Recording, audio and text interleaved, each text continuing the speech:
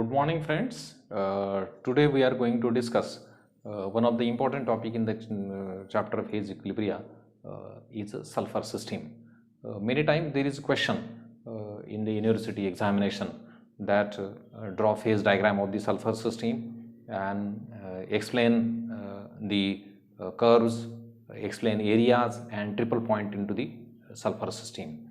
Also, there is a question for about 6 marks that explain the sulfur system with respect to the phase rule, or one more type of question is there that explain the sulfur system and apply the Clausius-Clapeyron equation to the sulfur system, or give application of Clausius-Clapeyron equation with reference to the sulfur system. So this is the one of the important topic for the university examination that we are going to discuss today is sulfur system.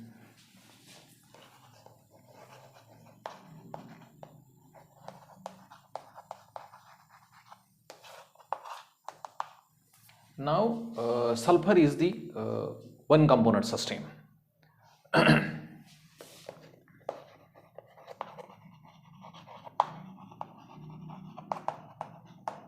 Or it is the best example of the one component system. Now, why we call as one component system? Because the minimum number of independent species required to define the composition of each phase is only sulfur.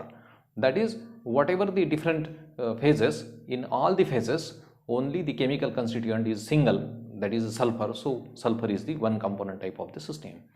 Now we know that there are three states of the matter: solid, liquid and gas. Sulfur exists in solid as well as liquid as well as in vapor form. So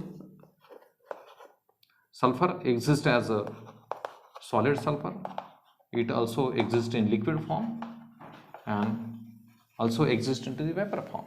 In solid form, the very important thing is that sulfur exists in two crystalline forms, that is sulfur rhombic and sulfur monoclinic. We represent this sulfur rhombic by Sr and sulfur monoclinic by Sm, while liquid sulfur we represent by Sl and vapor sulfur we represent by the symbol Sv. Now, sulfur system is also the case of enantiotropic polymorphism. Remember this. Sulfur system is the case of enantiotropic polymorphism that I have already explained you in the previous video. Now we see we see in brief what is this enantiotropic polymorphism. Now in case of the sulfur, it exists in two different crystalline forms, solid states, in sulfur rhombic as well as sulfur monoclinic in solid state, sulfur liquid and sulfur vapor. Now sulfur rhombic get converted into the sulfur monoclinic at transition temperature of 95.6 degrees Celsius.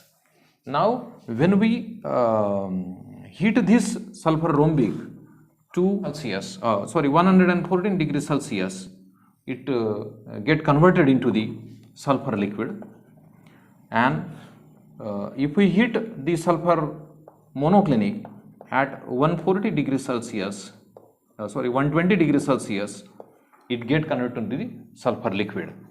And if we heat sulfur liquid continuously at 444.7 degrees Celsius, it get converted to the sulfur vapor.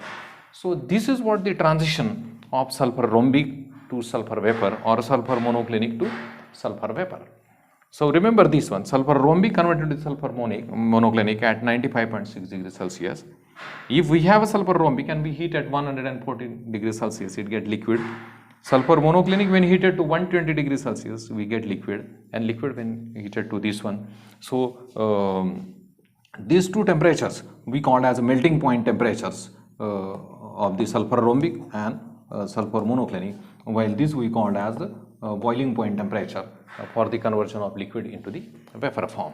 Now we see in all these four phases there is existence of the sulfur only. So this is one component system. So the value of C is equal to 1 for sulfur system, and this is the best example of the one component system. One again important thing is that all these four forms does not exist at a time. Maximum 3 forms will coexist, not all 4. Only 3 forms will exist for the one component type of the system. Now we see phase diagram of the sulfur system. This phase diagram is a pressure temperature type of diagram, or also be called as a PT diagram. This phase diagram consists of 6 curves plus and 3 metastable curves. It has 4 areas, and the same phase diagram has 3 triple points and 1 metastable triple point. Now we draw the phase diagram for the sulfur system. Pressure to the y-axis and temperature to the x-axis. Temperature in degrees Celsius. These diagrams are not as per scale, these are approximate diagrams. Now at very low pressure, either will vary temperature or either we keep temperature constant and will vary pressure. At very low pressure and low temperature region, we have a first phase, that is suppose that we have a sulfur rhombic. We'll get first curve here, then we'll get second curve, and then we'll get fourth curve, third curve. Now this point is point A, this is point B, this is point C, and this is point D. This graph has 4 phases. One is sulfur rhombic, which is in solid state. Then sulfur vapor, sulfur liquid, and sulfur monoclinic. We'll see where we get. Then we'll get this one in continuation, and this one point. So this is what the diagram. So point A to B first curve, B to C second curve, C to D, then C to E, and then E to F. So this is what the phase diagram. Now this middle region is the region in which there is monoclinic sulfur. So remember, here this is sulfur rhombic, which is solid form, sulfur monoclinic, which is also solid form, sulfur liquid, which is in liquid form, and sulfur vapor, which is in vapor form. Now in this diagram, either will vary pressure or will vary temperature.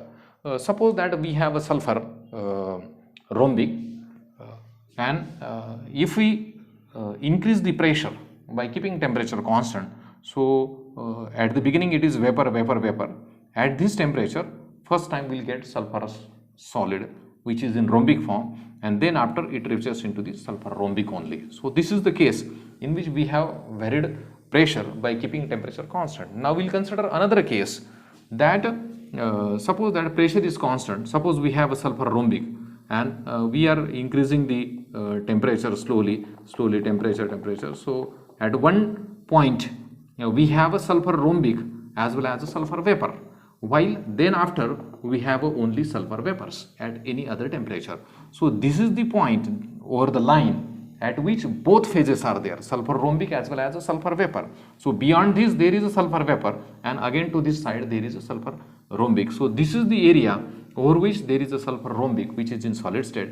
This middle portion where sulfur monoclinic, which is in solid state.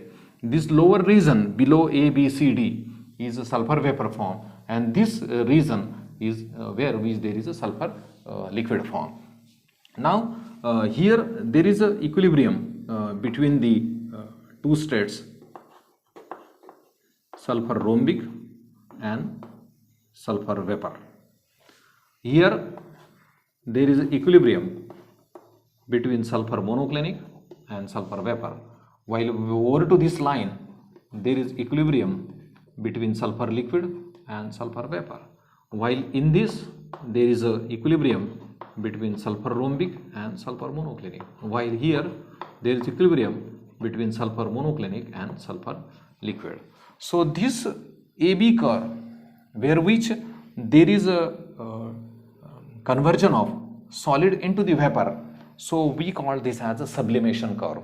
So this is the AB curve is the sublimation curve of the rhombic, while BC curve, where the solid monoclinic sulfur get converted to the vapor, so this is also the sublimation curve of the monoclinic sulfur, while curve CD is called as vaporization curve, where the liquid sulfur get converted to the vapor, so this is vaporization curve of the liquid sulfur, while this curve B to E is called as a transition curve, because here one solid get converted to the another solid rhombic, sulfur rhombic get converted to the sulfur monoclinic, both are in solid state, so here phase transition takes place, so this is transition curve, while curve EF, where which the rhombic sulfur get converted to the sulfur liquid, so this is the fusion curve of the sulfur rhombic, while the curve EC or CE is also the fusion curve of the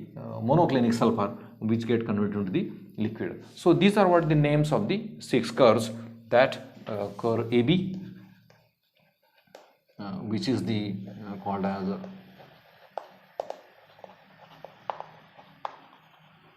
sublimation curve of the sulfur rhombic, then curve BC, which is also the sublimation curve of the sulfur monoclinic, then curve CD, which is called as vaporization curve of the sulfur liquid, then curve BE, which is called as transition curve of the sulfur rhombic, then curve EF, which is called as the fusion curve of sulfur rhombic. The curve CE is also again called as fusion curve of the monoclinic. So these are the 4 curves, 6 curves here, and again 3 metastable curves. Now how metastable curves exist? Suppose that we have a sulfur rhombic and we go on varying the temperature slowly, and if at this is the characteristic point where which sulfur rhombic get converted to the monoclinic first. So this temperature is 95.6 degrees Celsius, and the corresponding pressure is about 0.006 mm of mercury. Now at this point sulfur rhombic first time get converted to the monoclinic, and then after it remains into the monoclinic. But what happens if we go on heating rapidly, rather than shifting to this side, curve shifts to this side. Same thing if we consider this case, suppose that we have a liquid sulfur, and if we go on heating at this particular point it get converted to the vapor. Again if we reduce the pressure, again heating and get converted to the vapor. So at this line both phases exist.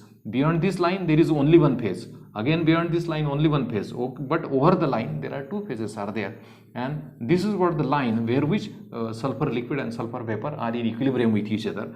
Now this line, if we cool it slowly, if cooling is faster, rather than shifting to this side, it shifts to another side, and the same is the case happen in case of the sulfur rhombic. Sulfur rhombic, when we go on reducing the pressure or decreasing the temperature, it get converted into the monoclinic sulfur. So this point, these lines are the metastable lines. So consider this point as a O point. So point OB, point OC and point OE, all these are the metastable curve.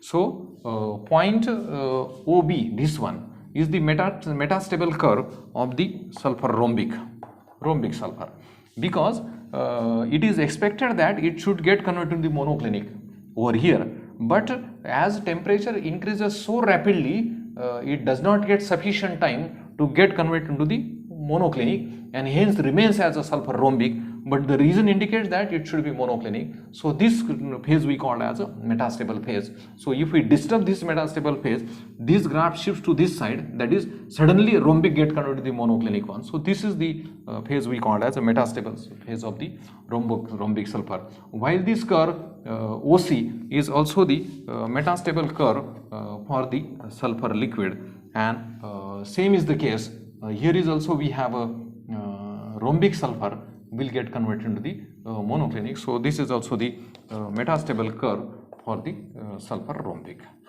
Now so in this over these also there are same equilibrium which was existed over here. So the point O is the metastable point. So these are what the curves related with this sulfur system. Now we'll apply phase rule to these curves. Now over two lines equilibrium is there, means what? Two states are there. In this region there is only one state. In this region, this is the region, only one state, and that is vapors. While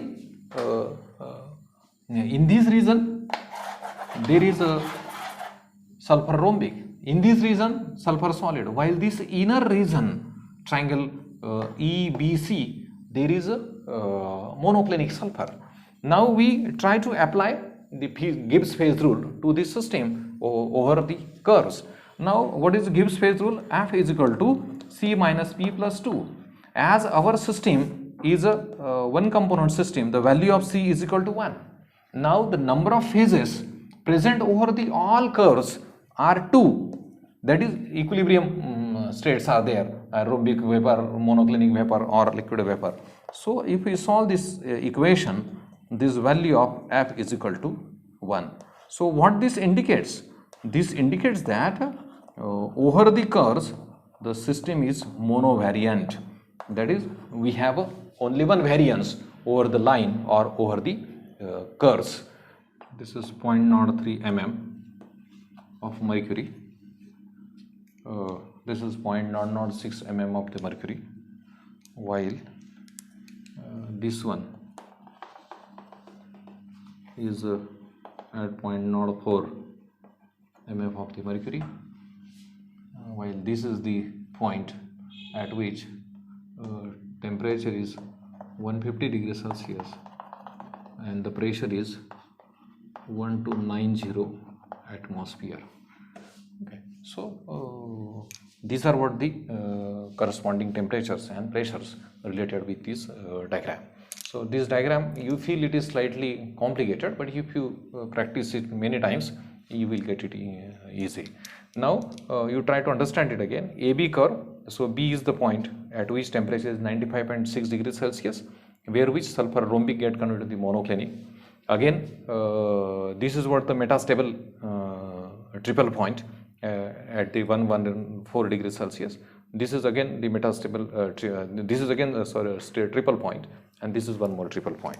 Now we try to understand the areas and we'll apply Gibbs phase rule to the areas. So in this curve there are 4 areas. The first area is ABEF. ABEF. In this area there is only solid rhombic sulfur, only rhombic sulfur. Now this middle section where which there is a monoclinic sulfur, area B, E and C. Here is also we have a solid monoclinic sulfur only in the triangle. Now this lower region, area A, B, C and D, where which there is vapor sulfur only, while the area D, C, E and F, where which there is liquid sulfur only. So this is the reason where which only solid sulfur, this is the reason where which there is a vapor sulfur, this middle region where which there is a solid monoclinic sulfur, and this is the curve region where which there is only liquid sulfur. Now we apply Gibbs phase rule to these areas. Now you consider any point in the any area. Suppose that this is what the point. Now what are the different phases at this particular point? If we consider this one, so here is only sulfur rhombic. If you vary the pressure or vary the temperature, you will get into the same area and phase remains same. Same thing is also here. So inside the curves there is only one phase. So applying Gibbs phase rule, F is equal to C minus P plus 2. The number of components are 1, number of phases are also 1 in the area, and plus 2. So F is equal to 2. So F is equal to 2. What indicates? This indicates that system is bivariant. That is, we have two parameters, two variants. Either will vary pressure or will vary temperature. Doesn't make any difference. So we have a bivariant type of system in the region or in the areas. Now we see the situation at the triple points.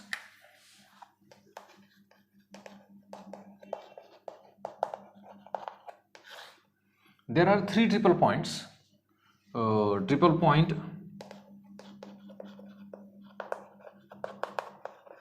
B, this is the first triple point. Now what is the speciality of this triple point? Now at this triple point there is a sulfur rhombic, there is a sulfur monoclinic as well as a sulfur vapor. So sulfur rhombic, sulfur monoclinic and sulfur vapor are in equilibrium over here at this particular point. See, sulfur rhombic, sulfur monoclinic and sulfur vapor. So the adjacent regions to this are present over here. Now point C, triple point C. Now what is the situation at triple point C? Again at triple point C there is sulfur monoclinic, then sulfur liquid and sulfur vapor. See, sulfur monoclinic, sulfur liquid and sulfur vapor are equilibrium over here. While at this point there is a sulfur rhombic, there is a sulfur liquid and sulfur monoclinic. Point E, sulfur rhombic in equilibrium with sulfur monoclinic, and they are again equilibrium with the sulfur liquid. So these are the points, while O is the point which we call as a metastable triple point, and over this metastable triple point there is a presence of sulfur rhombic, sulfur liquid as well as the sulfur vapors over there. Now we apply Gibbs phase rule to this triple point. Now F is equal to C minus P plus 2. As one component system, so C is equal to 1. Now number of phases present over the triple point are 3, and hence F is equal to 0. So what this indicates? F is equal to 0 indicates that the system is non-variant type of system.